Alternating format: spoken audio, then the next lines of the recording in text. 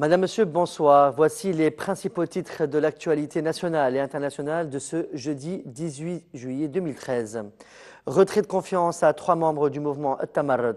Affaire Lotfi Naguib, le procureur général de la Cour d'appel de Sousse, dément la reformulation des chefs d'accusation. Grève annulée des agents de contrôle économique à l'étranger au Bahreïn. Une explosion d'une voiture piégée près du cabinet royal. La chargée de communication du mouvement Tamarad, Hella Karim, a annoncé que l'instance centrale du mouvement a décidé de retirer sa confiance de Mohamed Ben Nour, Mariam Mahmoudi et Haitham El-Aouni pour avoir participé à des réunions de partis politiques sans aviser les autres membres.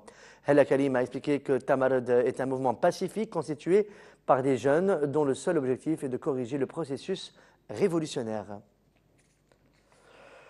Le ministre de l'Équipement et de l'Environnement, Mohamed Salman, a annoncé que la route reliant Ain Oktor à la route régionale 122 du gouvernorat de Nabil coûtera près de 20 millions de dinars. Cette route permettra de promouvoir l'économie et le tourisme dans la région et ouvrira de grandes portes d'investissement, a précisé le ministre, expliquant que les études techniques sont en cours.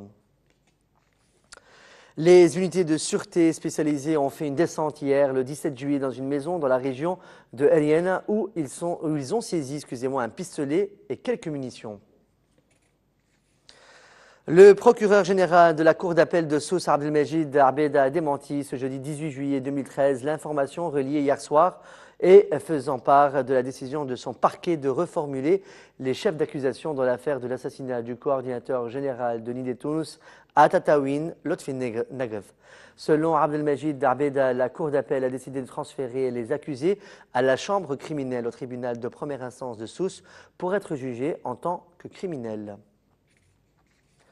Le tribunal de première instance de Tunis a prononcé mardi 16 juillet 2013 un jugement appelant un homme divorcé à verser 800 000 dinars de dommages et intérêts à son ex-épouse après un divorce de caprice, Talerk Enche. Selon le journal El Khabar, l'ex-épouse bénéficiera de 500 000 dinars comme réparation du préjudice matériel et de 300 000 dinars comme réparation du préjudice moral.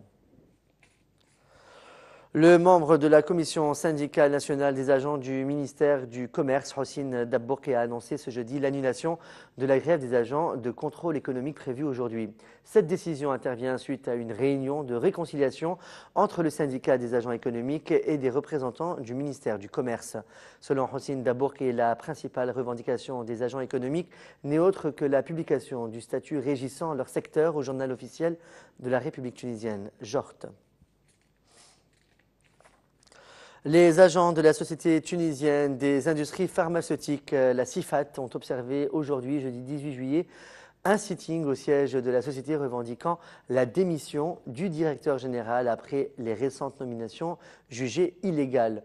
L'un des agents sur place a déclaré que les agents ne font pas confiance à la commission chargée par le ministère des Affaires sociales de suivre ce dossier puisque le gendre du PDG de la CIFAT serait un membre du conseil de la Choura du mouvement Nahda. À l'international maintenant, une voiture piégée a explosé sans faire de victimes dans la nuit de mercredi à jeudi, non loin du siège du cabinet royal à Bahreïn, ont annoncé le ministère de l'Intérieur et des témoins. Un acte terroriste consistant à faire exploser une voiture à l'aide d'une bonbonne de gaz a été commis dans le parking de l'une des mosquées de Rifaa, sans faire de victimes, a expliqué le ministère dans un communiqué.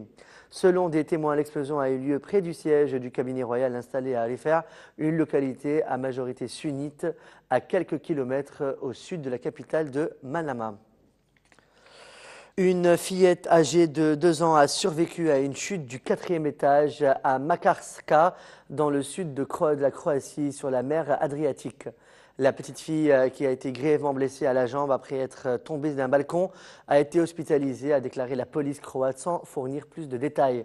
Les médias ont expliqué que la fillette avait réussi à se glisser entre les barres de la balustrade pendant que sa mère se trouvait à l'intérieur de leur appartement avec son autre enfant. La chute d'une hauteur d'environ de 10 mètres a été amortie par une corde à linge que la petite fille a heurtée avant de toucher le sol, a écrit Le Quotidien. En tout cas, heureusement que la petite fille est saine et sauve. C'est la fin de ce flash de l'actualité sur Tonsna TV. Merci de votre fidélité. On se retrouve demain soir pour un nouveau flash.